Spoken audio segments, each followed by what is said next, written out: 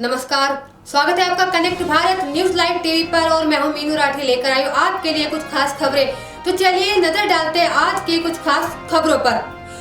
गौ माता को राष्ट्र माता बनाने के लिए बहुत सालों पहले कृपारात्रि महाराज जी ने आंदोलन शुरू किया था।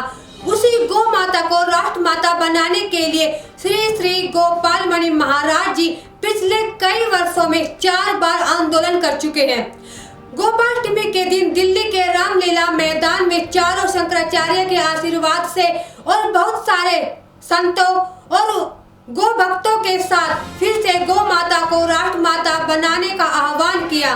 तो आइए महामंडलेश्वर सुप्रसिद्ध और पूरा देश जिनकी छत्र छाया को समझता है, जानता है, उनके प्रतिनिधि के रूप में स्वामी गणेशानंद जी महाराज आए हैं। हम आपसे आग्रह करते हैं। बाकी जो अभी ममता दास जी कह रही थी कि घर घर गाय रखो, तो घर घर गाय क्यों रखो? दूध के लिए दूध तो बाजार में बहुत मिल रहा है, घी के लिए घी तो बाजार में बहुत मिल रहा है। क्यों रखो घर में गाय? क्योंकि वो हमारी माता है, क्योंकि हमारा पूजा पाठ जप तप यज्ञ दान तीर्थ व्रत श्राद्ध पिंड तर्पण कथा कीर्तन योग बिना गाय के नहीं हो सकता। इसलिए रखो गाय को। दूध के लिए क्यों रखोगे? क्योंकि दूध का विकल्प दे दिया है, खाद का विकल्प आ गया है, दवाई का विकल्प आ गया है। इसलिए गाय हमारा धर्म का विषय है। हम लोगों ने, इस देश के लोगों ने गाय को धर्म से हटाया और केवल अर्थ से जोड़ दिया।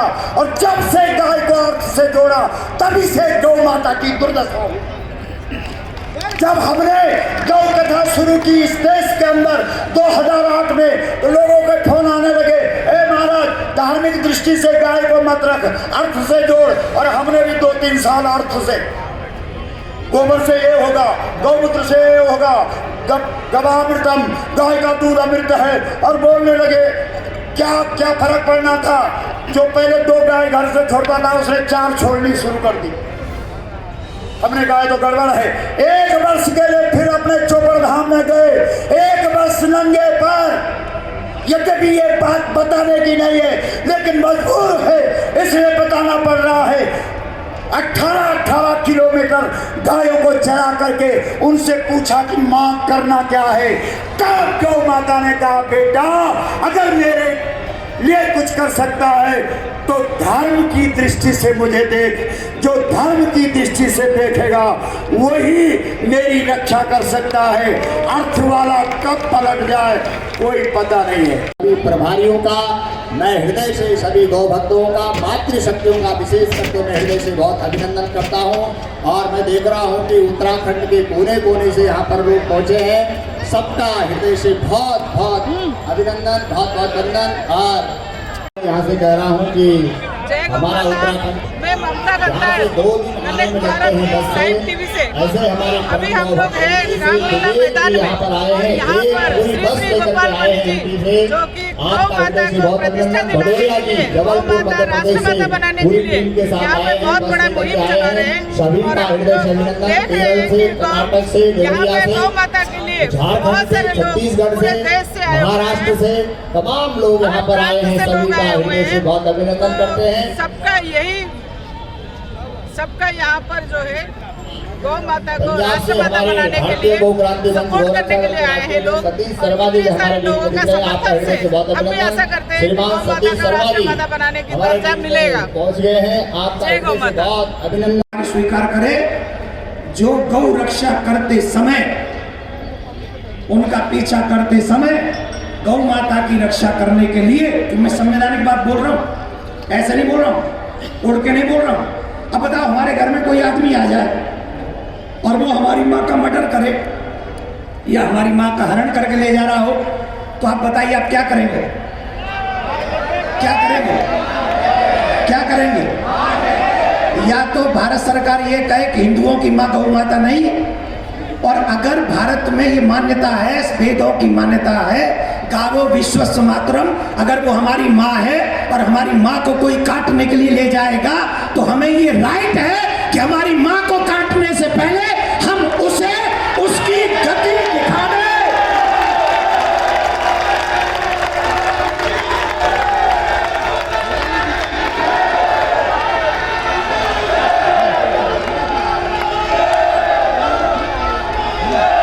एक बात बताओ, हम जा रहे हैं क्या? वही ले जा रहे हैं ना हमारी माँ को। अपनी माँ की रक्षा करने का अधिकार ये फंडामेंटल राइट है। और जो गौ रक्षा करने वाले लोग हैं इनको तो बाकायदा एक पुरस्कार भी घोषित करना चाहिए। ये रात दिन मेहनत करके गौ माता की रक्षा करते हैं और ये कोई दे न दे, मैं बहुत जल्दी गौ माता के इन सेवकों को, लालों को एक पुरस्कार की प्रारंभ करूंगा, ऐसा आपसे निवेदन है। बोलो गौ माता की।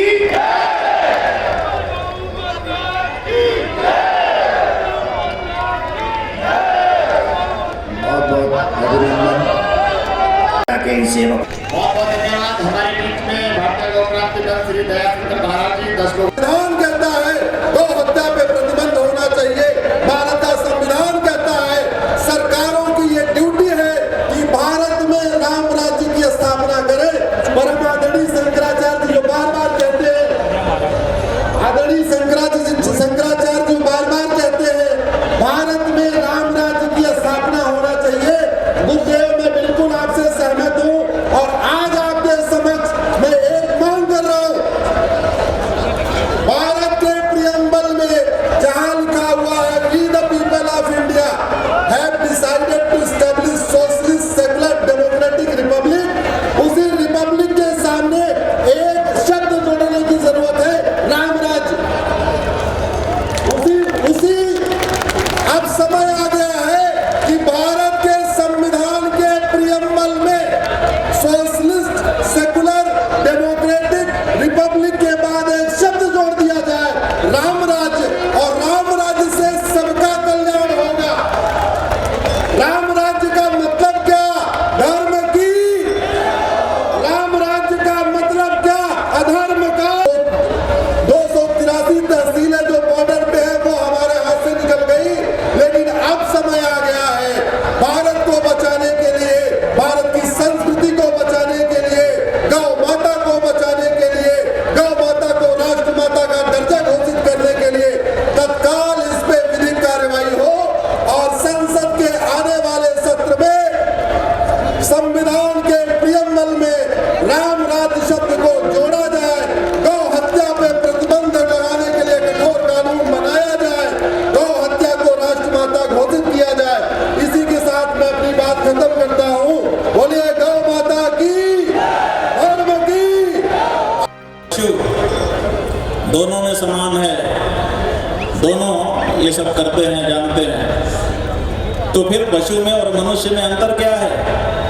जब सब उनके क्रियाकलाप एक जैसे ही हैं तो आखिर कौन सी ऐसी चीज है जिसके कारण पशु और मनुष्य में भेद हो जाता है? तो आपके शास्त्रकार बताते हैं वो भेद ये है कि मनुष्य के पास धर्म है, पशु के पास धर्म नहीं है। धर्मेण हीन पशु समाना, धर्म से जो हीन है वो पशु समान है। येषां न विद्या न तपो न दानं ज्ञानं न शीलं न गुणो न धर्मः ते मृत्युलोके भूय भारभूता मनुष्य रूपेण मृगाश्चरन्ति। जिनके सींग पूछ है वही पशु नहीं है, बिना सींग पूछ के भी पशु है। जिनका जीवन केवल खाने पीने, रोने डरने, मरने और संतान पैदा करने में जा रहा है, उनको इस बात का विचार नहीं है कि हम किस लिए इस संसार में आए हैं, हमारा लक्ष्य क्या है और उस लक्ष्य को उस लक्ष्य को प्राप्त करने के हमारे पास साधन क्या है। वो जो हमारे जीवन लक्ष्य हैं उन्हीं को प्राप्त करने की जो वस्तु है उसी का नाम धर्म है। बंधुओं, और धर्म हमको दिखाई किस रूप में देता है? आपके पूर्वजों ने धर्म का साक्षात्कार किया है। चत्वारि शृंगा त्रयो अस्य पादा द्वे शीर्षे सप्तहस्तासो अस्य त्रिधा बद्धो वृद्धवो विषभो रोलवीति महो देवो मर्त्याम आविवे आपका जो धर्म है वो वृषभ के रूप में आपके सामने आता है। आपने भागवत जी की कथा सुनी है, जब राजा परीक्षित दिग्विजय करने के लिए निकले, से बढ़ाइए कि कोई भी मीडिया हाउस आपके गाय के आंदोलन को कवर करने के लोग को रोक ना पाए, उसको कवर करना ही मजबूर कर दीजिए।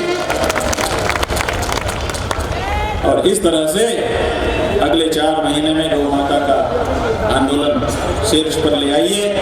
निश्चित रूप से आपको अच्छा परिणाम निकल करके आएगा, ऐसा हमारा विश्वास है।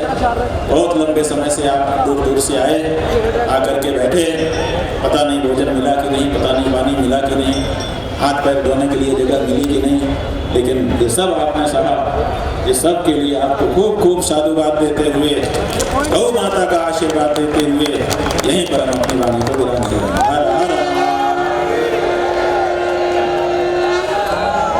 पूज्यपाद शंकराचार्य जी महाराज की, पूज्यपाद शंकराचार्य जी महाराज की, ज्योतिष पीठाधीश्वर महाराज की, सभी लोग यस्मान् उपसुष्टुते तो नमो गोभ्यः श्रीमतीभ्यः सौरभेभ्यः च नमो ब्रह्मसुताभ्यश्च पवित्राभ्यो नमो नमः। गजाननं भूतगणादिसेवितं कपित्यजम्बोफलचारुभक्षणम् उमासुतं शोकविनाशकारकं नमामि विघ्नेश्वरपादपङ्कजं। या श्री स्वयं सुकृतिनां भवनेश्वरलक्ष्मी पापात्मनां कृतिधियां विनयेषु बुद्धि श्रद्धा शतां कुलजनां प्रभवस्य लज्जा तां त्वां नदात्मपरिपालय देव।